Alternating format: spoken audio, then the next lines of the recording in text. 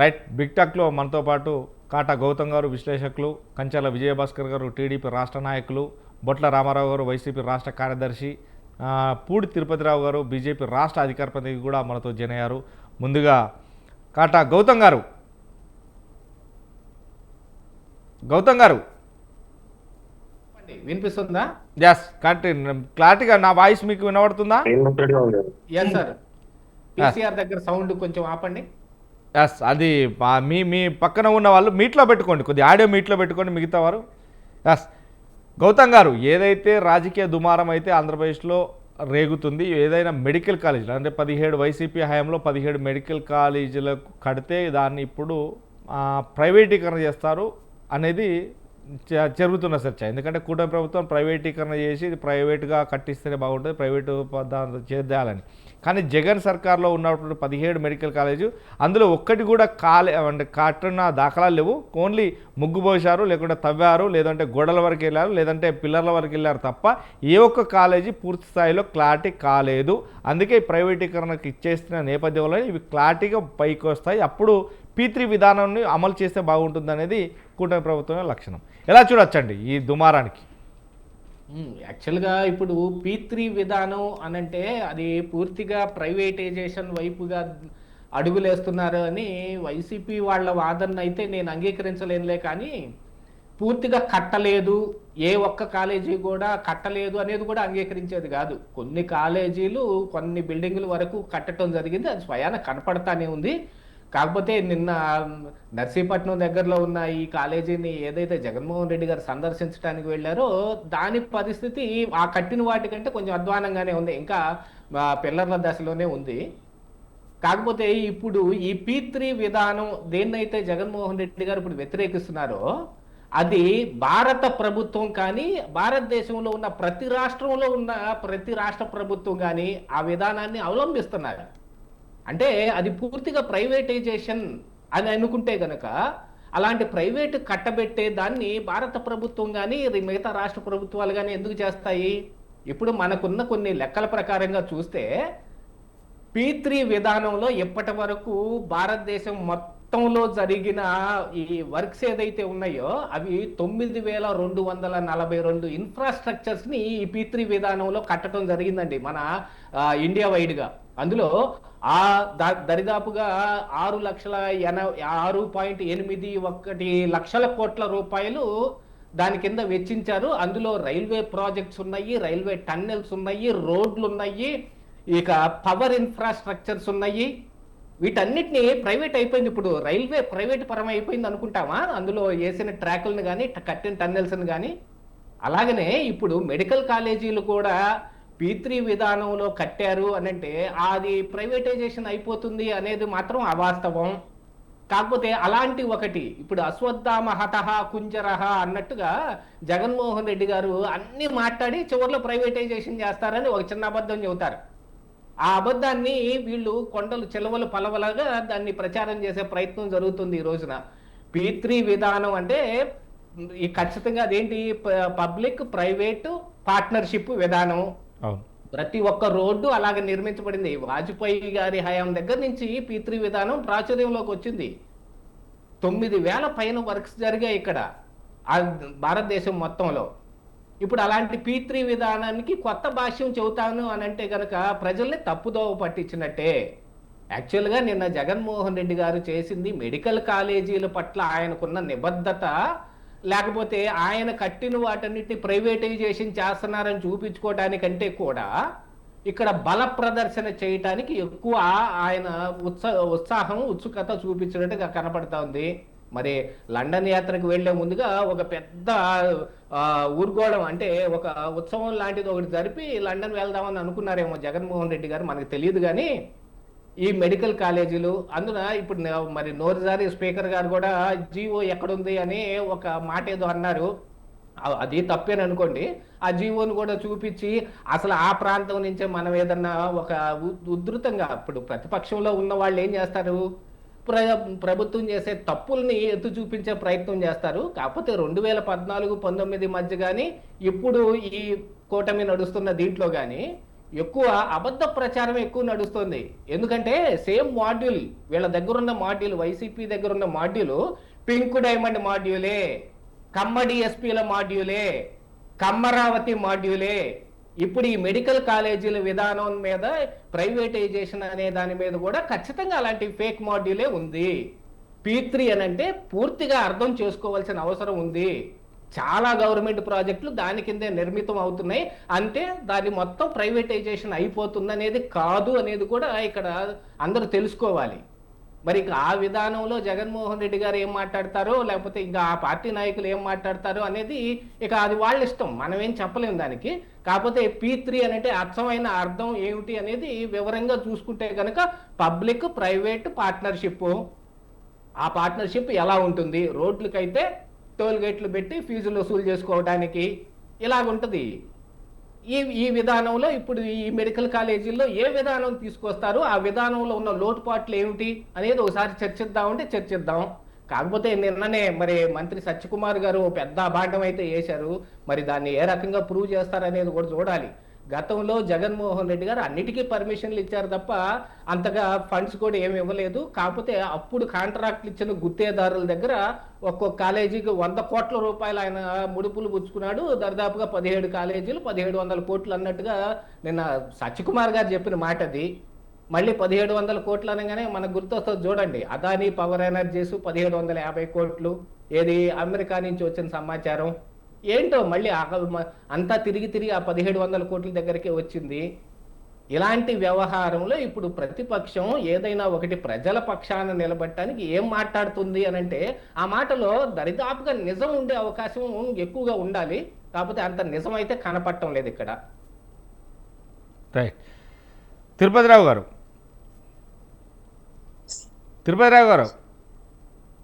అందరికీ నమస్కారం. తిరుపతిరావు గారు, నా వాయిస్ క్లారిటీ ఉందండి? ఉన్నదండి. రైట్.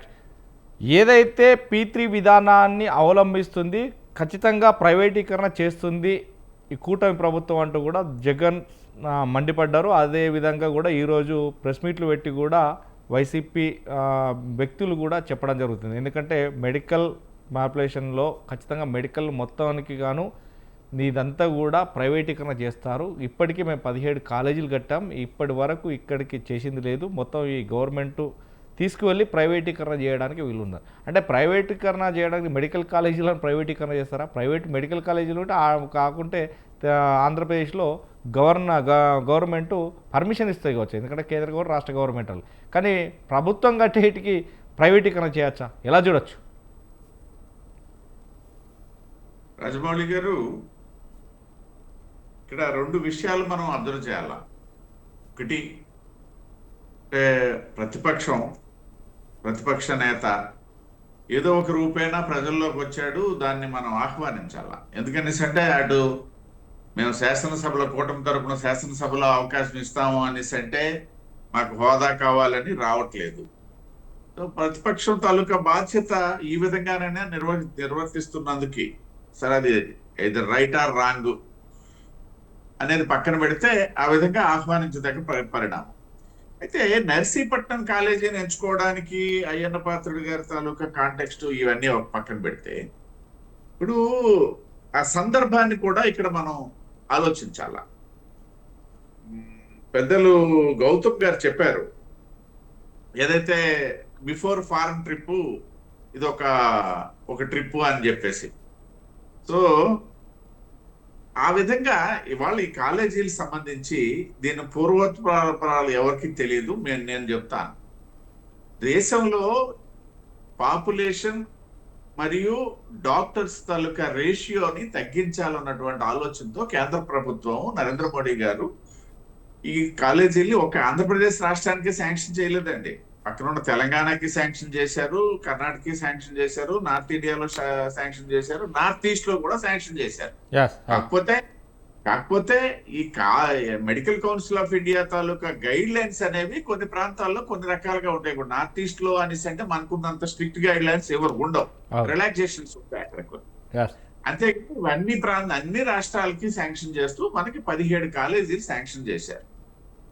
చేసిన తర్వాత దీనికి కేంద్ర ప్రభుత్వం కూడా తొలి విడతగా కొన్ని నిధులు మంజూరు చేయడం జరిగింది. ఉదాహరణకి నిన్న నర్సీపట్నం కాలేజీ ఏదైతే సందర్శించడానికి పూర్వ ముఖ్యమంత్రి జగన్మోహన్ రెడ్డి గారు వచ్చినటువంటి కాలేజీకి దాదాపు 12 కోట్ల రూపాయలు కేంద్ర ప్రభుత్వం మొదటి విడతగా విడుదల చేసినటువంటి దాంట్లో 11.77 కోట్ల రూపాయలు ఖర్చు పెట్టి నిన్న మనం చూసినటువంటి ఏదైతే పిల్లర్స్, ఒక 2 స్లాబ్లు పిల్లర్స్ ఆ స్థాయికి వచ్చింది, అక్కడితో ఆగిపోయింది. ఇది ఎప్పుడు జరిగింది? ఈ కాలేజీలన్నీ కూడా నర్సీపట్నం కాలేజీ వరకు అయితే దానికి సంబంధించినటువంటి జీవో December 30, 2022లో వచ్చినటువంటి, అంటే ఇప్పుడు ఆల్మోస్ట్ ఆల్ 3 years అయిపోయింది. ఆ ప్రభుత్వం కూడా 1.5 year ఆల్మోస్ట్ ఆల్ దాని మీద నిర్మాణం సంబంధించినటువంటి సమయం తీసుకుంది. సరే, ఆ స్థాయికి వచ్చింది. తర్వాత ఈ 17 కాలేజీల్లో ఒక 5 కాలేజీలు మాత్రం కొంతవరకు ఒక స్థాయికి వెళ్ళినటువంటి సందర్భం. దానికి సంబంధించి రాష్ట్ర ప్రభుత్వం పులివెందుల కాలేజీతో సహా, లేకపోతే పాడేరులో ఉన్నటువంటి కాలేజీలో కూడా మనం లాస్ట్ ఇయర్ మేము అడ్మిషన్ కూడా చేపట్టాం, ఏదైతే అరకు దగ్గర ఉన్నటువంటి పాడేరు సంబంధించి. సో ఇలాంటి ఒక 5 కాలేజీలు ఒక స్థాయి వరకు వెళ్ళాయి. 2 కాలేజీలు కొంత 10 కాలేజీలకు సంబంధించి అయితే మాత్రం అక్కడ పిల్లర్స్ తప్పిస్తే ఏమీ లేనటువంటి పరిస్థితి. ఈ పరిస్థితుల్లో ఇవాళ రాష్ట్ర ప్రభుత్వము దానికి సంబంధించి రాష్ట్ర ప్రభుత్వం వాటాగా పెట్టాలి అనేసి అంటే ఈ మొత్తం కాలేజీలకి సుమారు 8,000 పైచిలు కోట్ల అవసరం. దీనికి సంబంధించి ఈ PPP పాలసీని తీసుకోవడం జరిగింది అనమాట. ఇదంటే ప్రైవేటైజేషన్ కదా, ప్రైవేటైజేషన్ ఇస్ డిఫరెంట్. దాకా కుండబద్దలు గారు చెప్పారు, ప్రైవేటైజేషన్ అనేసి అంటే ప్రైవేట్ కి ఇచ్చినటువంటి మెడికల్ కాలేజ్. ఇవాళ మా శ్రీకాకుళం జిల్లాలో 2 మెడికల్ కాలేజీలు ఉన్నాయి. ఒకటి రిమ్స్, అది 100% గవర్నమెంట్ హాస్పిటల్ ని అప్గ్రేడ్ చేసి రిమ్స్ చేసి రాజశేఖర రెడ్డి గారి సమయం అది. ఇంకోటి ఉంది జెమ్స్ అన్నమాట, అది ప్యూర్లీ ప్రైవేట్. బట్ ఇక్కడ ఏంటి అనేసి అంటే కొన్ని సంవత్సరాల పాటు కొంత శాతం వాళ్ళు నిర్వహించుకున్న తర్వాత మళ్ళీ గవర్నమెంట్కి అప్పచెప్పేటువంటి కార్యక్రమం. వాళ్ళ భారతదేశంలో రోడ్స్ ఇన్ఫ్రాస్ట్రక్చర్ కి సంబంధించి మనం ఇవాళ నెంబర్ 1 దిశగా చైనాను కూడా దాటిపోయే పరిస్థితుల్లో ఉన్నాం అనేసి అంటే నేను సక్సెస్ PPPలో ఉన్నటువంటి సక్సెస్ చెప్పడానికి చెప్తాను. మేబీ కంపారిజన్ అనేది కరెక్టా కాదనేది నేను చెప్పను. ఇవాళ వాటికి వచ్చాము అనేసి అంటే వాజ్పేయి గారి ప్రభుత్వ సమయంలో తీసుకున్నటువంటి నిర్ణయాల ఆధారంగా ఇవాళ రోడ్స్ ఇన్ఫ్రాస్ట్రక్చర్ లో మనం ఆ స్థాయికి రాగలిగాం.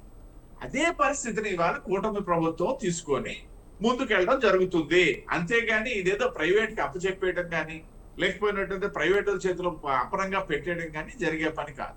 ఇకపోతే పేద వర్గాలకు సంబంధించి లేదా బలహీన వర్గాలకు సంబంధించి ఆ రిజర్వేషన్లు ఎవరైతే లబ్ధి పొందే వారికి సంబంధించి అయినట్టయితే ఖచ్చితమైనటువంటి ఏర్పాట్లు దానికి సంబంధించి ఉంటాయి. అవి ఎక్కడికి పోయే పరిస్థితి కూడా లేదు. ఎటొచ్చి ఏంటంటే నిర్మాణ ప్రక్రియ ఇప్పుడు 3 సంవత్సరాలుగా చూస్తున్నటువంటి స్థాయిలో కనుక వెళ్తే ఇంకో 30 సంవత్సరాలు పడద్ది అన్నటువంటి ఆలోచన, లేకపోతే ఇంకొక 20 సంవత్సరాలు పడద్ది అన్న ఆలోచనతో PPP తీసుకోవడం రావడం తప్పిస్తే ఇక్కడ ఎవరికో అప్పనంగా కట్టబెట్టేసేది లేదు. అలా కట్టబెట్టేయడానికి రాష్ట్ర ప్రభుత్వానికి అవకాశం కూడా లేదు. ఎందుకంటే ఇది ఆల్రెడీ కేంద్ర ప్రభుత్వం సంబంధించినటువంటి నిధులు ఇందులో ఇన్వాల్వ్ అయి ఉన్నాయి. ఇప్పటికే కేంద్ర ప్రభుత్వం దాదాపు నాకు తెలిసి ఈ 17 కాలేజీలకి దాదాపు 200 పైచిల కోట్లు, ఎగ్జాక్ట్ ఫిగర్ నా దగ్గర లేదు కానీ పైచిల కోట్లు మొదటి విడతలోనే విడుదల చేయడం జరిగింది. వాటితోనే ఇప్పుడు జరిగినటువంటి పనులు ఏదో నేను చెప్పాను ఇందాక పులివెందుల లేకపోతే అట్లాంటి కొన్ని ప్రాంతాల్లో రాష్ట్ర ప్రభుత్వ ఇన్వాల్వ్మెంట్ తోని కొన్ని ఒక 5-6 కాలేజీల వరకు కాస్త ముందుకెళ్ళినటువంటి పరిస్థితి. ఈ నేపథ్యంలో ఇవాళ సరే వైసీపీ వాళ్ళు ఒక అస్త్రాన్ని తీసుకొని ప్రజల్లోకి రావడానికి ప్రతిపక్షంగా ఏ ఒక్కరూ ఆక్షేపించాల్సిన పని లేదు. వాళ్ళకి ఆ హక్కు రావచ్చు. కాకపోతే ఆ వచ్చే సిట్యుయేషన్ ఒకటి ఆలోచన చేయాలా, సిట్యుయేషన్ తో పాటు వచ్చేటువంటి అంశాన్ని కూడా వాళ్ళు ప్రాతిపదికగా మాట్లాడాలి. రాష్ట్రంలో మీరు మాట్లాడాలనేసి అంటే మేమే చెప్తున్నాం చాలా సమస్యలు ఉన్నాయని చెప్పేసి, ఆ సమస్యల మీద మాట్లాడడానికి మీకు ఏమైనా ఇబ్బందులు ఉంటే ఉండొచ్చు.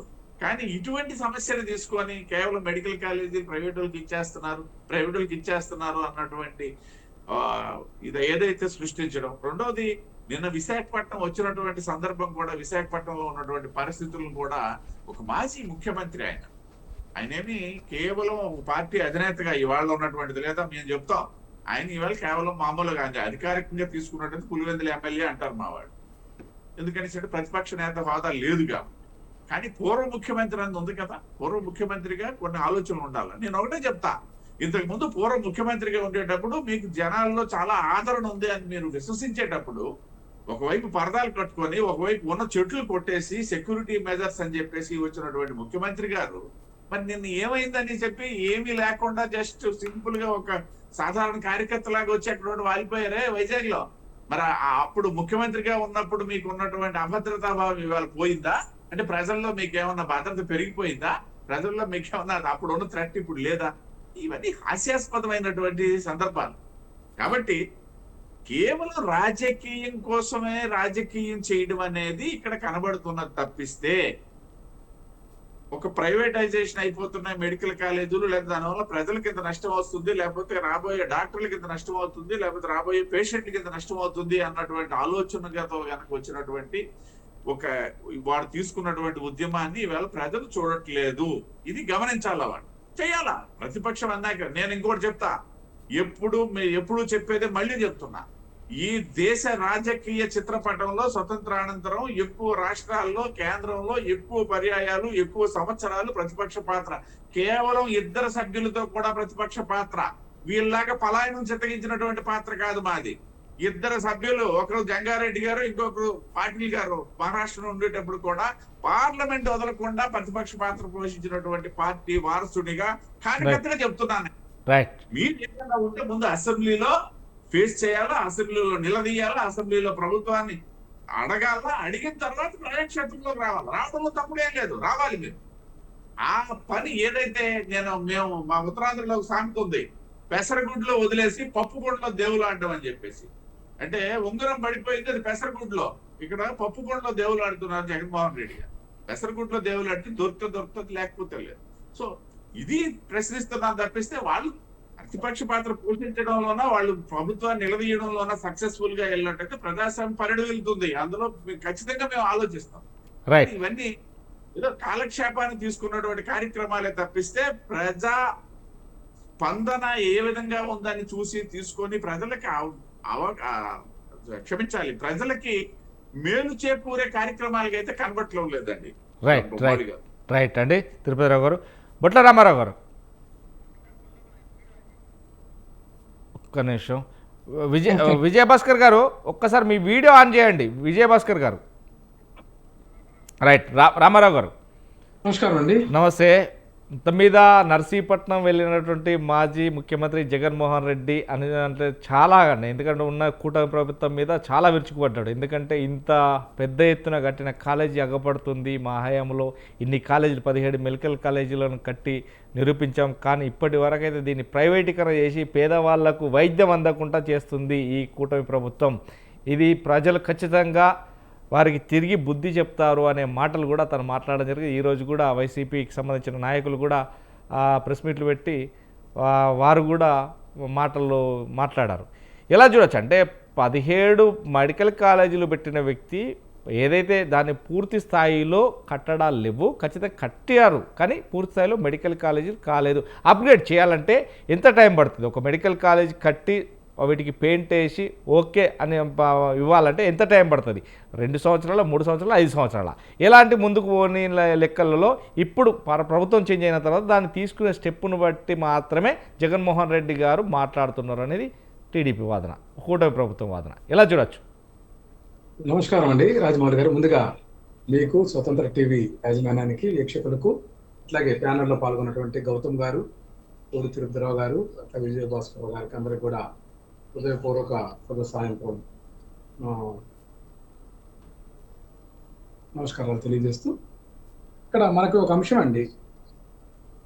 మా నాయకుడు వైఎస్ జగన్మోహన్ రెడ్డి గారు ఖచ్చితంగా ఈ రాష్ట్రంలో విద్య, వైద్యం, అట్లాగే ఆహారానికి సంబంధించినటువంటి ఏదైతే ప్రాథమికంగా కనీస మౌలిక వస్తువులు కల్పించాలనేటువంటి దిశగా ఒక ఆలోచన చేసి నాడు నేడు ద్వారా స్కూల్స్ను మోడర్నైజేషన్ చేయటం, అట్లాగే ప్రభుత్వ పాఠశాలలో ఇంగ్లీషు మీడియం విద్యను కూడా తీసుకురావడం మనం ప్రత్యక్షంగా చూసాం.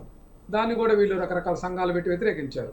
నేను ఎందుకంటున్నానంటే మా నాయకుడు స్పష్టంగా పేదరికాన్ని పారద్రోలడానికి ప్రాథమికంగా ఏదైతే ఫిలాసఫర్స్ మేధావులు చెప్పినటువంటి అంశాలన్నిటిని కూడా క్రోడీకరించుకొని ముందుకు పోతున్నటువంటి అంశం. అట్లాగే ఈ యొక్క రాష్ట్ర భవిష్యత్తు దృష్ట్యా ముఖ్యంగా వైద్యానికి సంబంధించి 17 మెడికల్ కాలేజీలను ఏర్పాటు చేయడానికి సంకల్పం చేశారు. తిరుపతిరావు గారు చెప్తున్నారు, ఈ ఒక్క రాష్ట్రమే కాదు, భారతదేశంలో అన్ని రాష్ట్రాల్లో కూడా ఈ యొక్క స్కీమ్స్ ఇచ్చినారు. అదేదని ఇవ్వడం కాదు, ఇక్కడ మీరు డబుల్ ఇంజిన్ సర్కార్ అని చెప్పి 17 మెడికల్ కాలేజీలు మా నాయకుడు ముందుకు తీసుకొస్తుంటే 5 పూర్తి చేసి 550 250 సీట్లు స్టార్ట్ అయితే, ఏదైతే 17 మెడికల్ కాలేజీలో కూడా 4735 రాష్ట్రంలో ప్రతి సంవత్సరం ఎంబీబీఎస్ సీట్లు వచ్చే విధంగా ఒక ప్రణాళిక రూపొందించి భారతదేశంలోని ఒక ఆదర్శంగా మార్గదర్శకంగా నిలబడాలనేటువంటి ఆకాంక్షతోటి కృతనిశ్చయంతో సంకల్పం విషయంగా చేస్తే దాన్ని మొత్తం కూడా వీళ్ళు పిపిపి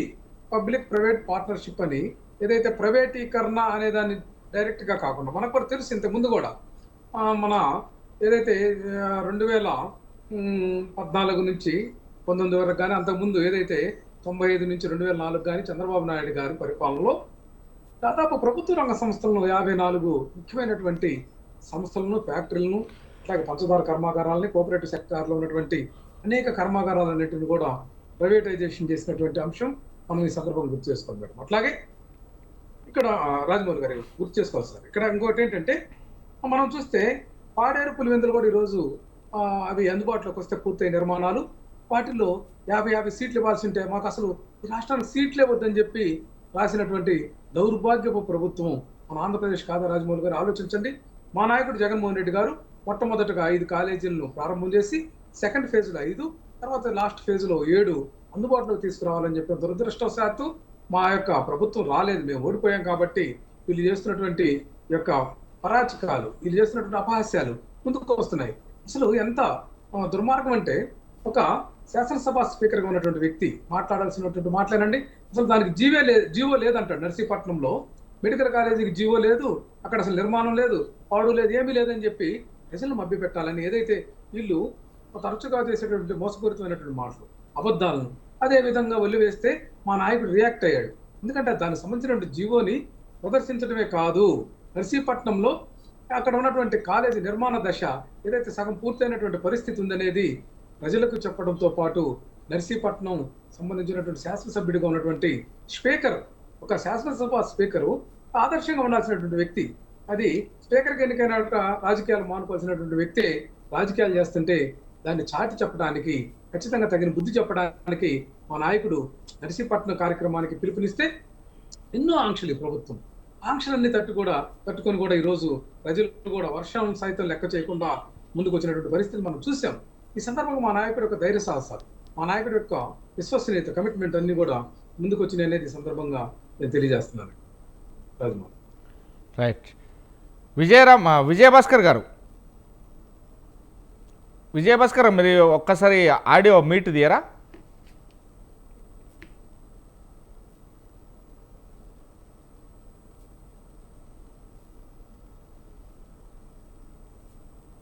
మీ వాయిస్ వినట్లేదు, ఒక్కసారి ఆడియో ఓన్లీ ఆడియో మాత్రం మీట్ తీయండి. అందుకు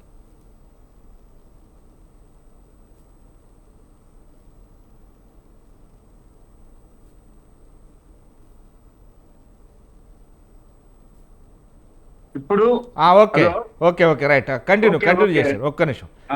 నిన్న మాజీ ముఖ్యమంత్రి జగన్మోహన్ రెడ్డి ఏదైతే నర్సీపట్నం మెడికల్ కాలేజీకి వెళ్ళిన నేపథ్యంలోనే ఆంధ్రప్రదేశ్లో 17 మెడికల్ కాలేజీలు తీసుకొచ్చిన నేపథ్యంలోనే అవన్నిటిని కూడా కష్టపడి ఎంతో నిర్మించాము. 5 మెడికల్ కాలేజీ పూర్తయినాయి, అందులో 50 మందితోటి మేము ఆల్రెడీ చేస్తున్న సంగతులు. కానీ ఇదంతా చూస్తే 17 మెడికల్ కాలేజీలు ప్రైవేటీకరణ చేయడానికే ఈ కూటమి ప్రభుత్వం ముందుకొచ్చింది. కానీ పేదవారికి అందాల్సిన వైద్యం అందకుండా వెళ్తుంది. దీనికి కారణం అంటూ మాత్రం కూటమి ప్రభుత్వమే. ఈ నేపథ్యంలోనే ఖచ్చితంగా ఇదంతా కూడా ప్రజలు గమనిస్తున్నారు. ఈ మెడికల్ కాలేజీలకు సంబంధించి ప్రైవేటీకరణ చేసి మొత్తం దోచుకునే పరిస్థితి ఏర్పడుతున్నాయి తప్ప వేరే లేదు అనేది ఒక ఉదాహరణకు చెప్పుకొస్తున్నారు. ఎలా చూడొచ్చు అంటే కూటమి ప్రభుత్వం ప్రైవేటీకరణ చేయడానికేనా? కాదు, పూర్తి అవాస్తవం. కంటిన్యూ. ఇప్పుడు ప్యూర్లీ గవర్నమెంట్ కట్టించిన మెడికల్ కాలేజీలు కొన్ని ఉన్నాయి లోగడ. అదేవిధంగా ప్రైవేటు వాళ్ళకి ఇచ్చిన సందర్భాలు కొన్ని ఉన్నాయి. ఇది PPP విధానం అనేది 91లో గ్లోబలైజేషన్లో, ప్రపంచీకరణలో భాగంగా పివి నరసింహారావు గారి హయాంలో మొట్టమొదటిసారిగా ఇంట్రడ్యూస్ అయిన ఈ విధానం వాజ్పేయి గారి హయాంలో బాగా విస్తృత రూపం దాల్చి sea ports, airports, national highway అథారిటీకి సంబంధించిన రోడ్స్, అదేవిధంగా ఢిల్లీ విద్యుత్ బోర్డు, అదేవిధంగా బాంబేలో ఒక పెద్ద పోర్టు, సీ పోర్టు, ఇవన్నీ నిర్మాణానికి నోచుకున్నాయి. అదేవిధంగా ఆ రోజుల్లో వాజ్పేయి గారి హయాంలో సుమారు 14,000 పైచిలుకు కిలోమీటర్ల రోడ్లు PPP విధానంలో నిర్మించడం జరిగింది, స్వర్ణ చతుర్భుజ అనే పథకం కింద. అదేవిధంగా 6,000కు పైగా కిలోమీటర్ల సముద్ర తీరంలో మొత్తం 182 చిన్న సైజు ఫోర్ట్లు, 12 మేజర్ ఫోర్ట్స్ నిర్మాణానికి వాజ్పేయి గారు అనుమతులు ఇవ్వడం జరిగింది ఈ PPP విధానంలో. ఆ మిత్రులు, గౌరవనీయులైన మిత్రులు కొండబద్దలు గౌతమ్ గారు చాలా ఉదాహరణలు ఇచ్చారు. అదేవిధంగా మన పూడి తిరుపతి గారు కూడా అనేక ఉదాహరణలు ఇచ్చారు, చాలా సోదాహరణంగా చెప్పారు. ఎవరైనా సరే ఈ వాస్తవాలు ఒప్పుకోవాలి. పోతే ఆ విధంగా పివి నరసింహారావు గారు శ్రీకారం చుడితే వాజ్పేయి గారు పూర్తిగా వాటిని మెటీరియలైజ్ చేశాడు. ఆ విధానం కొనసాగుతుంది. ఇది కొత్తగా చంద్రబాబు నాయుడు గారు ఆవిష్కరించిన పథకం కాదు. సెంట్రల్ గవర్నమెంట్ తిరుపతిరావు గారు చెప్పినట్టు 17 మెడికల్ కాలేజీలకు అనుమతి ఇచ్చింది. ఎప్పుడు? జగన్మోహన్ రెడ్డి గారు హయాంలో. అయితే ఎప్పుడు అనుమతి ఇచ్చారు? 2022లో అనుమతి ఇచ్చారు. 2021-22లో అనుమతిస్తే 2022 డిసెంబర్ 30న ఆ నర్సీపట్నం మెడికల్ కాలేజీ కానీ ఇంకా చాలా మెడికల్ కాలేజీలు కొంచెం ముందు వెనకలుగా వీటన్నిటికీ జీవోలు ఇవ్వడం జరిగింది. అంటే మేము అధికారంలోకి వచ్చింది 2014 జూన్ 4వ తేదీ కౌంటింగ్ అయితే, జూన్ 12వ తేదీ మా ముఖ్యమంత్రి ప్రమాణ స్వీకారం చేశాడు. అంటే ఇప్పుడు రేపటికి మా ప్రభుత్వం అధికారంలోకి వచ్చి 1.4 మాసాలు మాత్రమే అవుతుంది. అయితే ఈ PPP విధానంలో జగన్మోహన్ రెడ్డి గారి హయాంలో మంజూరైనటువంటి ఆ మెడికల్ కాలేజీలు కేంద్ర ప్రభుత్వం నిధులు కూడా సక్రమంగా వినియోగించుకోలేని పరిస్థితి. ఉదాహరణకి కేంద్ర ప్రభుత్వం 93 పథకాలకు నిధులు ఇస్తే జగన్మోహన్ రెడ్డి గారి హయాంలో 5 సంవత్సరాల కాలం సరిపోలేదు, ఆ నిధులు మురిగిపోయాయి. అంటే కేంద్ర ప్రభుత్వ నిధుల్ని, అసలే నిధులకు కొరతతో అల్లాడుతుంటే కేంద్రాలని రాష్ట్రాలు అనేక చోట్ల డిమాండ్ చేస్తూ ఉంటే నిధులు లేవు, కేంద్రం మాకు ఇవ్వాల్సిన నిష్పత్తి ప్రకారం ఇవ్వడం లేదని గతంలో కాంగ్రెస్ హయాంలో కానీ, తర్వాత మిగతా మధ్యలో ప్రభుత్వాలు మన్మోహన్ సింగ్ ప్రభుత్వ హయాంలో కానీ, అదేవిధంగా అంతెందుకు ఉదాహరణకి రాజశేఖర రెడ్డి గారు రెండోసారి గెలిచినప్పుడు, మన్మోహన్ సింగ్ ప్రధానిగా ఉన్నప్పుడు మొదటిసారి ఢిల్లీ పోయినప్పుడు ఆయన నిధులు అడిగితే నోటికి వచ్చినట్లుగా మీరు వాగ్దానాలు చేసి ప్రజాబాహుళ్యాన్ని తప్పుదారి పట్టించి కేంద్రం ఇవ్వలేదని చాడీలు చెప్పడానికి మీరు వచ్చిందని అడిగితే అప్పుడు ఆయన రచ్చబండ కార్యక్రమానికి పోయాడు. ఆ విషయాన్ని గుర్తించుకోవాలా. ముఖ్యంగా కేంద్ర ప్రభుత్వం నిధులు వాజ్పేయి గారి టైం నుంచి కేంద్ర ప్రభుత్వం రాష్ట్రాల పట్ల చాలా మంచి విధానంతో, రాష్ట్రాలు లేనిదే కేంద్రం లేదనే ఉద్దేశంతో ఆయన దేశంలో గొప్ప రాజనీతిజ్ఞుడిగా పేరుగాంచిన వాజ్పేయి గారు ఆయన సుదీర్ఘకాలం రాజకీయాల్లో ఉండి దేశ పరిస్థితులను అర్థం చేసుకొని గొప్ప దేశభక్తుడిగా, భరతమాత ముద్దు బిడ్డగా పేరు ప్రఖ్యాతులు ఉన్న వాజ్పేయి గారు అన్ని రాష్ట్రాలను సమానంగా చూడాలా అని చెప్పేసి ఎంతో గౌరవం ఇచ్చేసి రాష్ట్రాలకి నిధులు పంపిణీ విషయంలో ఏ లోటు లేకుండా చేశాడు. అదేవిధంగా మరి జగన్మోహన్ రెడ్డి గారి హయాంలో వాజ్పేయి గారి బాటలో నడుస్తున్నటువంటి మా మోడీ ప్రభుత్వం మరి ఈ జగన్మోహన్ రెడ్డి హయాంలో 93 పథకాలకు ఇచ్చిన నిధులు ఖర్చు పెట్టకపోగా ఈ 17 మెడికల్ కాలేజీలకు ఇచ్చిన పర్మిషన్లు వాటిని నిర్మాణాలు పూర్తి చేయలేకపోగా వీళ్ళు ప్రజా ఆరోగ్యాన్ని గురించి మాట్లాడుతున్నారు. మరి వారి హయాంలో పూర్తి చేసి మెడికల్ కాలేజీలు ఆరోగ్య ఆంధ్రప్రదేశ్ నిర్మించాల్సిన వారు నిర్మించలేదు. మేము తెలుగుదేశం పార్టీకి ఒక స్పష్టమైన విధానం ఉంది. ఎన్టీ రామారావు గారి హయాంలోనే ఆరోగ్య విశ్వవిద్యాలయం మా తెలుగుదేశం పార్టీ ప్రభుత్వం ఆ రోజు ప్రవేశపెట్టడం జరిగింది. ఎన్టీఆర్ గారి హయాంలో ఆరోగ్య విశ్వవిద్యాలయమే కాకుండా వైద్య విధాన పరిషత్ కూడా మేము స్థాపించాం. అదేవిధంగా ప్రైమరీ హెల్త్ సెంటర్లు అప్పుడు సమితికి ఒకటి ఉండేది. ఇప్పుడు ఆ సమితుల్ని ఎన్టీఆర్ గారు రద్దు చేసి మండలిక వ్యవస్థ తెచ్చి ఇప్పుడు ఒక్కో సమితికి 5 మండలాలు 6 మండలాలు. అంటే ప్రతి మండలానికి ఒక ప్రైమరీ హెల్త్ సెంటర్. ఆల్రెడీ కొన్ని మండలాల్లో 2 ఉన్నాయి. అంటే అంతకు ముందు మరి సమితి హెడ్ క్వార్టర్ గా ఉన్న చోటే కాకుండా మరొక చోట కూడా ప్రైమరీ హెల్త్ సెంటర్ పెట్టి కొన్ని మండలాల్లో 2 ప్రైమరీ హెల్త్ సెంటర్లు, కొన్ని మండలాల్లో 1 ప్రైమరీ హెల్త్ సెంటర్లు ఉన్నాయి. అదేవిధంగా సబ్ సెంటర్లు విపరీతంగా వేల సంఖ్యలో పెంచిన ఘనత ఆనాటి తెలుగుదేశం ప్రభుత్వాన్ని. మరి ఈ రోజు కూటమి ప్రభుత్వం అధికారంలోకి వచ్చే రాగానే అటు సంక్షేమం ఇటు అభివృద్ధి ముఖ్యమనుకొని సమీక్షిస్తున్న కార్యక్రమాల్లో భాగంగా వైద్య ఆరోగ్య శాఖ సమీక్షలో ఈ 17 మెడికల్ కాలేజీలని వెంటనే సత్వరమే పూర్తి చేయాలనే ఆలోచనకు వచ్చింది. అయితే నిధుల కొరత, మరి ఈ నిధుల కొరతని ఏ విధంగా ఎదుర్కోవాలనుకున్నప్పుడు త్రిపుల్ పి విధానమే సరియైన మార్గం, వాజ్పేయి గారు చెప్పిన విధానమే మార్గం అని చెప్పేసి ఆ బాటలో నడుస్తూ మరి ఈ త్రిపుల్ పి విధానానికి ఈ రోజు శ్రీకారం చుట్టితే మరి ఈ ప్రజాస్వామ్యంలో ఈ ఓటర్స్ ని తికమక పెట్టడానికి, ప్రజానీకాన్ని అయోమయానికి, ఆందోళనకి, గందరగోళానికి గురి చేయడానికి నీలాభినందనలు వేస్తూ అదే దుష్ప్రచారాలు చేస్తుంది ఈ జగన్ అనుచర గణం అంతా. ఇంకా రెండవ పని లేదు. ఏదో ఇక్కడ కొంపలు అంటుకుపోతున్నాయి, మునిగిపోతుంది, మేము రక్షకుడిని నేనేను, తెలుగునాడు రక్షకుడిని నేనేనని చెప్పేసి ఆయన ప్రగల్భాలు ఉత్తర కుమారులుగా పలుకుతున్నాడు. మరి ఆయన పరిపాలన సక్రమంగా ఉంటే 11 సీట్లకు ఎందుకు పరిమితమయ్యారు? నువ్వు ముఖ్యమంత్రిగా పనికిరావు, ప్రతిపక్షానికి కూడా అసలు పనికిరాని వాడు అని చెప్పేసి ప్రజలు చీకొట్టారు. ఆయన అప్పుడప్పుడు ఇంతకుముందు నాకు ముందు మాట్లాడిన వక్తలు తిరుపతిరావు గారు చెప్పారు, పరదాలు కట్టుకొని చెట్ల కొమ్మలు నరికిచ్చి ఇవన్నీ. మరి ఒక రాష్ట్ర ముఖ్యమంత్రికి అవి అవసరమా?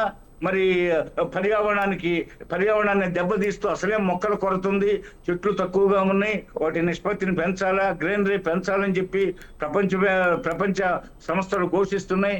అదేవిధంగా మన రాష్ట్రంలో కూడా కాలుష్యాన్ని తరిమేయాలా, ఆ వర్షాభావ పరిస్థితులను అధిగమించాలా, గ్రీనరీని పెంచాలని రాష్ట్ర ప్రభుత్వాలు ఇంతకు ముందు ఉన్నాయి ఆలోచిస్తే, కేంద్ర ప్రభుత్వం ఆలోచిస్తుంటే మరో పక్క జగన్ టూర్స్ లో ఎన్ని చెట్లు కొట్టించారు, ఎన్ని వేల చెట్లు నరికిచ్చారు. అది కాకుండా ఓల్డ్ ఏజ్ ట్రీస్ అయ్యి మరి ఆ ట్రీస్ మరి ఈ రోజు అప్పటికప్పుడు పెంచాలంటే వీలు ఏదైనా ఆయన వల్ల సరిగా మేఘాలు వర్షించలేని పరిస్థితి ఆయన హయాంలో జరిగింది. మరి ఈ రోజు మరి మెడికల్ కాలేజీల విషయంలో ఒక దుష్ప్రచారం ప్రారంభించి అప్పుడప్పుడు పోతుంటాడు ఆయన ప్రజల్లోకి, గందరగోళ పరిస్థితి సృష్టించేసేది, మళ్ళీ వెంటనే తెరమరుగవుతాడు, 1 నెల 2 నెలలు మళ్ళీ వస్తాడు. ఇప్పుడు లండన్ పర్యటన 2 వారాలు పెట్టుకున్నాడు, 23వ తేదీ దాకా పెట్టుకున్నాడు. ఈ రాత్రి బెంగళూరు ఎయిర్పోర్ట్ నుంచి విమానం ఎక్కి లండన్ పోతున్నాడు. అది ఆయన వ్యక్తిగత విషయం కావచ్చు, మరలా వస్తాడు, ఆలోచిస్తాడు, మరలా 1 కోటి సంతకాల సేకరణ అని చెప్పేసి వాళ్ళ కార్యకర్తలకు ప్రోగ్రామ్ ఇచ్చాడు. ఆల్రెడీ జారిపోతున్నారు, వాళ్ళ పార్టీ యంత్రాంగం అంతా జారిపోతున్నారు. మరి జారిపోకుండా ఉండేదానికి ఒక ఊపు తీసుకురావాలా, దుష్ప్రచారం చేసి నిందలేసి అని చెప్పి కార్యక్రమంలో భాగంగా రాష్ట్ర ప్రజలని అయోమయానికి గురి చేయడం అంటే చాలా రాంగ్ గైడెన్స్ అది. కాబట్టి ఇలాంటి వాళ్ళని ప్రజల్లో తిరగనీయకుండా చేయడమే ఉత్తమం. ఎందుకంటే ప్రతిపక్షంలో 1 ఎమ్మెల్యే ఉన్నా కూడా తిరగాలి, పోతే ప్రభుత్వ తప్పుల్ని లోటుపాట్లని వేలెత్తి చూపాలి. అదే విధంగా మీడియా కూడా వేలెత్తి చూపాలి. అన్నీ అయితే ఆరోగ్యకరంగా ఉండాలి, సద్విమర్శలతో కూడిన ఉండాలి. సద్విమర్శలు కాకుండా వాటిని దుర్వినియోగం చేస్తూ అనవసరమైన మాటల తోటాలు పేలుస్తూ నిన్న అనేక రకాలుగా తన భాష ఎలా ఉంది, నిన్న నర్సీపట్నంలో పోతే ఒక స్పీకర్ను ఉద్దేశించి ఎలా మాట్లాడాడు, అదే విధంగా తను ఒక ముఖ్యమంత్రిగా చేశాననే ఇంగితం మర్చిపోయి ఒక పార్లమెంటు సభ్యుడిగా చేశాడు, మరి ముఖ్యమంత్రిగా చేశాడు, ఒక రాష్ట్ర పార్టీ శాఖ అధ్యక్షుడిగా ఉన్నాడు. మరి అలాంటి వ్యక్తి ఎంత హోందాతనంగా మాట్లాడాలి? రెచ్చగొట్టే ప్రసంగాలు. గతంలో చంద్రబాబు నాయుడు గారిని ఉరిదీయమన్నాడు, చెట్టు కట్టేసి కొట్టమన్నాడు, పోతే చెప్పుతో కొట్టమన్నాడు. ఏంటి పదాలు? మరి ఆయనకి అధికారం లేకపోతే ఆయన బ్రతకలేడు. ఆ అధికారం కావాలా? పోతే అన్నిట్లో వాటాలు పెట్టుకోవాలా? మరి జే బ్రాండ్లు తయారు చేయాలా? ఇప్పుడు అన్ని రకాలుగా అక్కడ కేంద్రంలో పెండింగ్ లో ఉన్నాయి 11 సిబిఐ కేసులు, ఈడీ కేసులు, ఒకవైపు పోతే రాష్ట్ర ప్రభుత్వం పెట్టే కేసులు. వీటన్నిటితో ఆయన ఒక పద్మవ్యూహంలో ఇరుక్కోబోతున్నారు. ప్రచారాలు చేస్తున్నాడు మా కూటమి ప్రభుత్వం మీద. విజయభాస్కర్ గారు, నేను మళ్ళీ మీ దగ్గరకు వస్తా. విజయభాస్కర్ గారు, నేను మళ్ళీ మీ దగ్గరకు వస్తా. ఓకే, బొట్ల రామారావు గారు, రామారావు గారు మీట్లో ఉన్నట్టుంది. రామారావు గారు మీట్లో ఉన్నట్టుంది. ఓకే, గౌతమ్ గారు సార్ చెప్పండి. ఇది కంటిన్యూ చేయండి, కొంచెం కంటిన్యూ చేయండి. సార్ ఇందాక మన రామారావు గారు మాట్లాడుతూ ఏదో సార్, గుడ్ ఈవినింగ్ ధైర్య సాహసాలని ఏదో చెప్పారండి. సార్, నేను రాజమౌళి అదే నాకు అర్థం కాలేదు. ప్రజల ముందుకు రావడానికి ధైర్య సాహసాలు ఏమిటి? అదేమన్నా పులే పుట్రా? కాదు కదా, ప్రజల ముందుకే కదా రాజమౌళి వస్తుంది. ఎందుకంటే ఇందాక పూడి తిరుపతిరావు గారు చెప్పినట్టు గతంలో అయితే జగన్మోహన్ రెడ్డి గారు బాగా భయపడ్డారు ప్రజలను ఫేస్ చేయడానికి కావచ్చు, లేకపోతే ప్రజల్లోంచి ఏదైనా థ్రెట్ ఉంటుందని. ఎందుకంటే పరదాలు కావచ్చు, మరి చెట్లు నరకటం, ఈ వ్యవహారం అంతా చూసుకున్న తర్వాత ఇప్పుడు ధైర్యంగా ముందుకు వస్తున్నాడు మా నాయకుడు అని ఏదన్నా ఒక ఉద్దేశమేమో రామారావు గారిని, అది వాళ్ళ నాయకుడిని ఏదో అనాలని కాదు కానీ ఊరికే చెబుతున్నా, అలాంటి పదజాలం ఒకటి వచ్చింది కాబట్టి. కానీ ఈరోజు వచ్చింది ఆ మెడికల్ కాలేజీలు ఏవైతే వచ్చినాయో ఆ మెడికల్ కాలేజీల అంశం మీద గతంలో వీళ్ళు కట్టినవి ఉన్నాయి. ఇప్పుడున్న కూటమిలో ఉన్న కొన్ని పార్టీలు కూడా ఒకటి కూడా కట్టలేదని ప్రచారం చేసినా దాన్ని మేమేం అంగీకరించేది కాదు. జగన్మోహన్ రెడ్డి గారు కట్టినవే. కాకపోతే ఇందాక తిరుపతిరావు గారు చెప్పినట్టు అవి కేంద్రం నుంచి వచ్చిన నిధులతో పూర్తి చేయబడ్డాయి.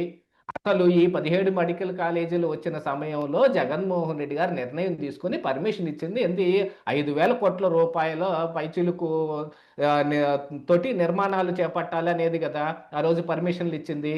నిన్నగాక మొన్న హైకోర్టులో డాక్టర్ వసుంధర అనే ఒక సామాజిక కార్యకర్త చేత వీళ్ళే ఒక పిల్లు కూడా వేయించారు కదా. ఎందుకంటే వీళ్ళే అనంటే దాని వెనక మళ్ళీ కనపడుతుంది. మరి గత ఏజీ శ్రీరామ్ గారు అక్కడ అప్పీర్ అయి ఉన్నారు అంటే ఇంటర్నల్ లింక్స్ అయ్యో ఉండుంటాయి కదా. ఏపిచ్చిన దాంట్లో కూడా కోర్టు కూడా ఏమి అభివర్ణించిందండి, అక్కడ ఏం వ్యాఖ్యానించారు వాళ్ళు? పర్మిషన్లు ఇవ్వటం కాదండి, దానికి నిధులు ఎంత కేటాయించారు అనేది.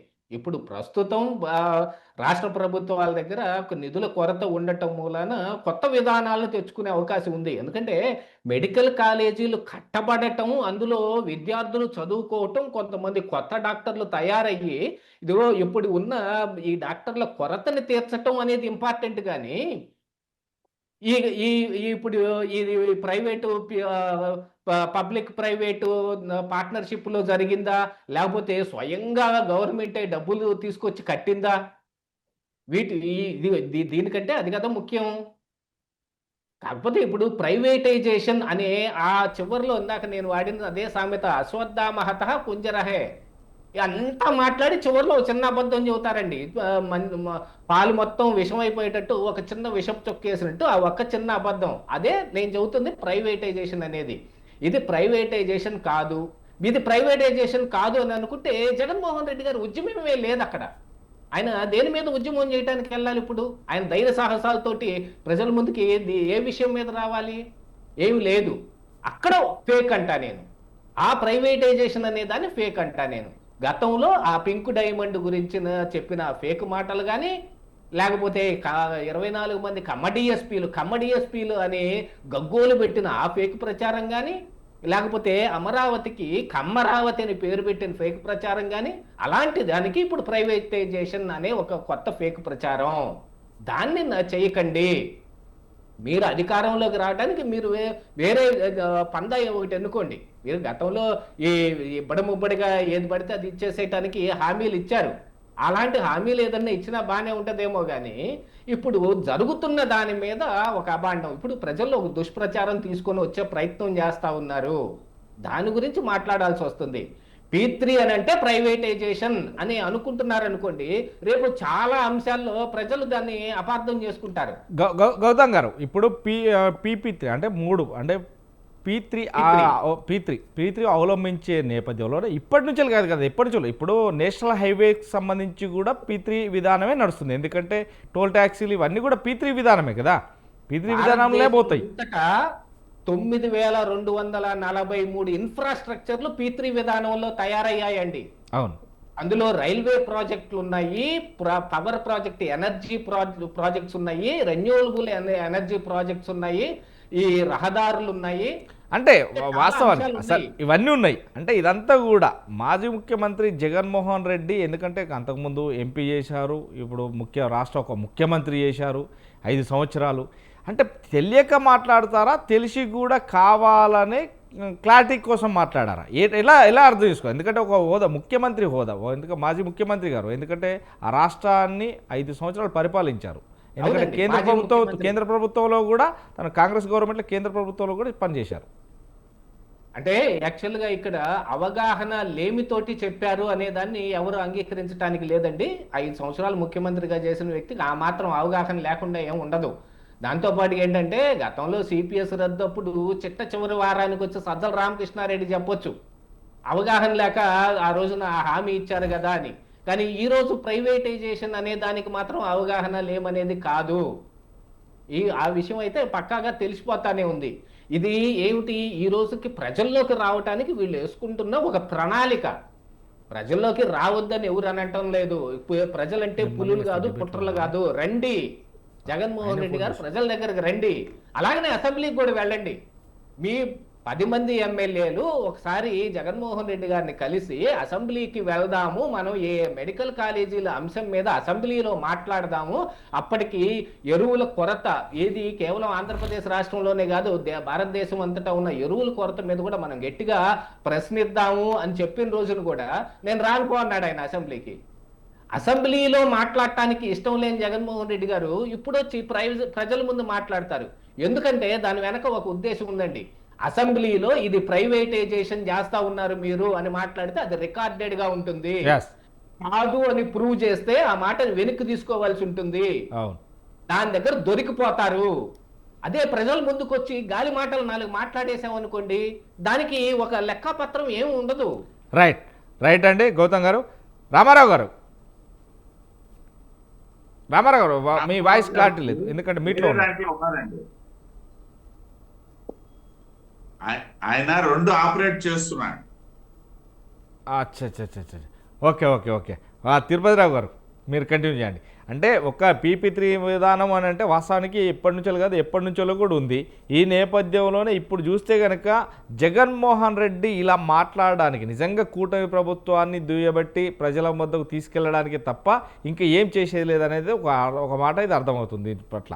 కానీ ఇదంతా చేసే బదులు తెలిసా తెలియక అంటే తెలియక అయితే కాదు, తెలిసే. ఇప్పుడు ఎందుకంటే గౌతమ్ గారు చెప్పినట్టు దీన్నంతా కూడా జనం దగ్గర తీసుకుపోయి, ఎందుకంటే అసెంబ్లీలో మాట్లాడితే రికార్డెడ్గా ఉంటుంది, ఆ రికార్డెడ్ను ఎవరు తప్పించలేరు. ఈ నేపథ్యంలో జనంలో 4 మాటలు మాట్లాడితే పోతుంది అనుకోవచ్చా? ఖచ్చితంగా తెలియకుండా అనేది అంటే రాజకీయాల్లో ఆయన అయితే గుణభద్రులు గారు కాబట్టి రాజకీయాలకు అతీతంగా చెప్పేశారు. మేమైతే ఏంటంటే ఆయనకేం తెలియదే అంటాం అనమాట. ఎందుకంటే ఎదుటోడికి తెలుసు అని చెప్పేసి మేము అంగీకరించాం. రాజకీయ పార్టీ తెలియదనే చెప్తాం. కాబట్టి తెలియకుండా అనేది కాదు, తెలిసి నటించడమే. అంటే ప్రజల్ని మనం ఏం చెప్తే వినేవాళ్ళు కొంతమంది ఉన్నారు, వాళ్ళకి అదే చెప్దాం మనం అన్నటువంటి ఆలోచనే, అంతే, తెలియకేం కాదు. ఒకటోది. రెండోది, త్రిపుల్ విధానంలో ఎప్పటికైనా ప్రైవేట్ పరం అయిపోతాయి అనేసి ఒక వాదన కూడా వైసీపీ వాదిస్తుంది. దానికి నేను 2 ఉదాహరణలు చెప్తాను. మన రాష్ట్రానికి పక్క రాష్ట్రానికి సంబంధించింది ఒకటి, కేవలం తెలంగాణకు సంబంధించింది ఒకటి. ఇవాళ ఏదైతే NH9 పూర్వం ఇప్పుడు NH దేనిగా మారింది, విజయవాడ హైదరాబాద్ హైవే సంబంధించి 4 lanes అయింది, GMR వాళ్ళు చేశారు. ఇవాళ అది మళ్ళీ GMR వాళ్ళు విడిచిపెట్టేశారు. ఎందుకంటే దాన్ని ఎక్స్పాన్షన్ లోకి వచ్చేసరికి మళ్ళీ గవర్నమెంట్ కి వదిలేశారు. అంటే PPPలోనే వెళ్ళినటువంటివన్నీ కూడా వాళ్ళకి వెళ్ళిపోతాయి, వాళ్ళకే ఉండిపోతాయి అనడానికి ఇది ఉదాహరణ. ఉండవు, కొన్ని సందర్భాలు వచ్చేస్తాయి. అదే హైదరాబాద్ సంబంధించి ఇవాళ హైదరాబాద్ మెట్రో ఏమైంది, L&T ఇవాళ మళ్ళీ గవర్నమెంట్ ఆఫ్ తెలంగాణకు వదిలేసింది. ఇవాళ వదిలేసింది ఎక్స్పాన్షన్ లో దానికి ఉన్నటువంటి ఇబ్బందుల దృష్ట్యా మొత్తం గవర్నమెంట్ ఆఫ్ తెలంగాణకు వదిలేసింది. అవును. సో ఇలాంటి కొన్ని ఉదాహరణలు కూడా, అంటే ఇందాక పెద్దలు విజయభాస్కర్ గారు అయితేనేమి, మా కొండబద్దలు గారు అయితేనేమి, కొన్ని అంటే ప్రారంభమైనటువంటి పివి నరసింహారావు గారి దగ్గర నుండి పూర్తి స్థాయిలో ఊపందుకున్నటువంటి వాజ్పేయి గారి సమయం నుండి అన్ని ప్రస్తావించారు. నేను మళ్ళీ చరిత్ర చేయను. సో వాటిల్లో ఉన్నటువంటివి కొన్ని ఎక్కడైనా అవాంతరాలు వచ్చిన దగ్గర మళ్ళీ గవర్నమెంట్ హ్యాండ్ ఓవర్ చేసుకున్నటువంటి సందర్భాలు నేను ఇక్కడ కోట్ చేయడం జరిగింది. ఒకటోది. రెండోది, మా బొట్ల రామారావు గారు, ఆయన నాకు తెలిసి ఒకేసారి 2 టైంలు ఇచ్చేసారు ఏదో బై మిస్టేక్. అదే అర్థమవుతుంది. మనం చెప్పేది ఆయన ఇంకా ఉంది, ఇంకా మీట్లో పెట్టేసాడు. చెప్పక తప్పదు. ఇక్కడ గమనించాల్సింది ఏంటంటే, నేను ముందు చెప్పా 10 కాలేజీలు అతిగతి లేకుండా ఉన్నాయి. లైక్ నిన్న ఏదైతే నర్సీపట్నం సంబంధించి ఒక 5 కాలేజీలు ఒక మాదిరిగా అయ్యాయి, 2 కాలేజీలు కొన్ని. అందులో ఉదాహరణకు ఆయన మా పాడేరు సంబంధించి కాలేజీ కూడా ఉదహరించారు. పాడేరు కాలేజీ పరిస్థితి ఏంటంటే అంటే అక్కడ ఏమి కాలేజీ కన్స్ట్రక్షన్ పూర్తి అయిపోలేదు, అక్కడ స్టార్ట్ అయిపోలేదు. కేవలం అక్కడ ఇంతకు ముందు ఉన్నటువంటి 200 బెడ్డెడ్ హాస్పిటల్ నే ఇప్పుడు చేసి ఒక 50 సీట్లు అక్కడ మేము వచ్చిన తర్వాత ఇవ్వడం జరిగింది గత అకాడమిక్ ఇయర్ లో. అంతేగాని అది పూర్తి స్థాయిలో ఫంక్షనింగ్ వచ్చింది అని రాలా. తిరుపతిరావు గారు ఇప్పుడు ఆ 5 కాలేజీల్లో కూడా కొద్దో గొప్ప ఏదైనా ఇన్ఫ్రాస్ట్రక్చర్ డెవలప్ అయ్యింది అనేసి అంటే పులివెందుల. ఇక్కడ గమనించాల్సింది ఏంటంటే ఓన్లీ అంటే మెడికల్ కాలేజ్ ఇప్పుడు జగన్ ఇప్పుడు ఒక్కటి సివిల్ కన్స్ట్రక్షన్ ఒకటే కాదండి మౌళి గారు, ఒక్క నిమిషం. సివిల్ కన్స్ట్రక్షన్ ఒకటే కాదు, సివిల్ కన్స్ట్రక్షన్ మించి అక్కడ ఇన్ఫ్రాస్ట్రక్చర్ రావాలా. మెడికల్ ఇన్ఫ్రాస్ట్రక్చర్ అంటే ఒక బిల్డింగ్ ఇన్ఫ్రాస్ట్రక్చర్ సివిల్ కన్స్ట్రక్షన్ కంటే కొన్ని సందర్భాల్లో కాస్ట్ ఎక్కువ ఉంటది. రైట్. కాబట్టి ఇవన్నీ పూర్తి అవ్వాలనేసి అంటే ఇప్పుడు ఉన్నటువంటి పరిస్థితుల్లో వాళ్ళు ఇచ్చినటువంటి ఖజానాతో పూర్తి చేయడం మాకు సాధ్యపడదు. కాబట్టి ఖచ్చితంగా త్రిపుల్ ఏదైతే సక్సెస్ఫుల్ గా ఉన్నటువంటి పెద్దలు గుణపతులు గారు చెప్పినట్టుగా 9,000 పైచీలకు పెద్దవి. నిన్న కాక మొన్న ఏదైతే ముంబై ఎయిర్పోర్ట్ గౌరవ ప్రధానమంత్రి గారు ప్రారంభించారు, అది ఎవరు కట్టారు? గవర్నమెంట్ కట్టిందా? అదే త్రిపుల్ కట్టిందే. కానీ ఇవాళ వరల్డ్ ఫేమస్ ఎయిర్పోర్ట్ ఇవాళ మనం కూడా ఇనాగ్రేట్ చేసుకోగలిగాం. ఎస్. అంటే తిరుపతిరావు గారు ఒక కాలేజీ నిర్మించాలంటే ఎన్ని సంవత్సరాలు పడుతుంది? నాకు తెలిసి అయితే తెలంగాణలో అప్పటి సీఎం కేసీఆర్ గారు అయితే కలెక్టరేట్లకు, అంటే కలెక్టరేట్ కంటే గొప్పదైతే కాదు నాకు తెలిసి మెడికల్ కాలేజీ అయినా అవలీలేక అంటే నో నేను యాక్సెప్ట్ చేయను మీ మౌళి గారు. కలెక్టరేట్ అంత పెద్ద బిల్డింగ్ అంటే ఒక మెడికల్ కాదు. ఇక్కడ మెడికల్ కాలేజీకి నేను ఒక అకాడమిషియన్, నేను ఒక నేను అట్లా దాని గురించి మాట్లాడు. ఓన్లీ కట్టడాల గురించి మాట్లాడుతున్నా. దాంట్లో సార్ అంటే ఎన్ని సంవత్సరాలు పడతాయి? ఇప్పుడు 17 మెడికల్ కాలేజీలు అన్నారు కదా జగన్మోహన్ రెడ్డి గారు, నేను తెచ్చాను కంప్లీట్ లేదు. 17 మెడికల్ కాలేజీల్లో 17 అయితే కట్టడాలు అయితే పూర్తి కాలేదు అనేది నాకు తెలుసు, ఎందుకంటే నేను చూశాను కదా. కొంతవరకు 5 మెడికల్ కాలేజీలు అయితే కంప్లీట్ అయ్యాయి, అది అందుకని. పార్షియల్లీ అవి కూడా కంప్లీట్ అవ్వాలి. అది ప్రైవేట్ కాలేజీలు అయితే దానికి అసలు మెడికల్ కౌన్సిల్ ఆఫ్ ఇండియా అసలు పెర్మిషన్ ఇవ్వదు. గవర్నమెంట్ కాబట్టి గవర్నమెంట్ మేనేజ్ చేసుకుంది కాబట్టి పెర్మిషన్ వచ్చింది తప్పిస్తే మీరు ఇప్పుడు ఈవెన్ పులివెందుల కాలేజీ కూడా అది ప్రైవేట్ కాలేజ్ అయ్యి అక్కడ ఉన్న ఇన్ఫ్రాస్ట్రక్చర్ కి అయితే ఖచ్చితంగా medical council of India permission ఇవ్వదు రాజమౌళి గారు. అవును. గవర్నమెంట్ కాబట్టి గవర్నమెంట్ కొన్నిటి రిలాక్సేషన్ ఇస్తుంది కాబట్టి వచ్చే పెర్మిషన్స్ ఎక్కడ పూర్తి కంప్లీట్ అని ఒకటి కూడా లేదు. అదే ఎక్కడ కాలేదు. కానీ కాలేజీలు అన్ని అయిపోయినాయి, కానీ పేద ప్రజలకు అందాల్సిన వైద్యం ఖచ్చితంగా అందకుండా ఇది ప్రైవేటీకరణ చేస్తున్నారు అనేది తప్ప. ఇంకోటి రాజమౌళి గారు ఒక కాలేజీ కంప్లీట్ అవడం అనేసి అంటే 1 సంవత్సరం కాదండి, 5 సంవత్సరాలు అవ్వాలి. ఆ ఇన్ఫ్రాస్ట్రక్చర్ అప్పుడు పూర్తవుద్ది. అవునవును. ప్రశ్న. రైట్. థ్యాంక్ యూ మొత్తం మీద ఈరోజు బిగ్ టాక్లో పాల్గొన్నటువంటి కంటి గౌతమ్ గారికి, అదేవిధంగా కంచర్ల విజయభాస్కర్ గారికి, బొట్ల రామారావు గారికి, పూడి తిరుపతిరావు గారికి థ్యాంక్ యూ వెరీ మచ్. ఏది ఏమైనా 17 మెడికల్ కాలేజీలకు శంకుస్థాపనతో పాటు పూర్తి అయ్యాయని చెప్తున్నటువంటి మాటలతో పాటు జగన్మోహన్ రెడ్డి గారు అక్కడ ఎంతవరకు ఆ కాలేజీలు క్లోజ్ అయ్యాయి అనేది మాత్రం ఆంధ్రప్రదేశ్ ప్రజానికం చూస్తుంది అనేది మాత్రం ఇప్పుడు ఉమ్మడి కూటమి ప్రభుత్వం వారు చెప్తున్నారు. కానీ ఎక్కడ మెడికల్ కాలేజీలు కంప్లీట్ అయితే ఎక్కడికి వారు ఆ జిల్లా ప్రజలకు మాత్రం తెలిసిపోతుంది అనేది మాత్రం చెప్పుకొస్తున్నారు. ఏది ఏమైనప్పటికీ మాత్రం మెడికల్ కాలేజీలు సశామలంగా నడిపి ప్రజలను మరింత భాగస్వాములు చేయాల్సిన పద్ధతి ఎంతైనా ప్రభుత్వాలపై ఉందంటూ కూడా సొంతం న్యూస్ కోరుతుంది. Thank you very much. మరో బులెటిన్తో మళ్ళీ కలుద్దాం. Thank you. చూస్తూనే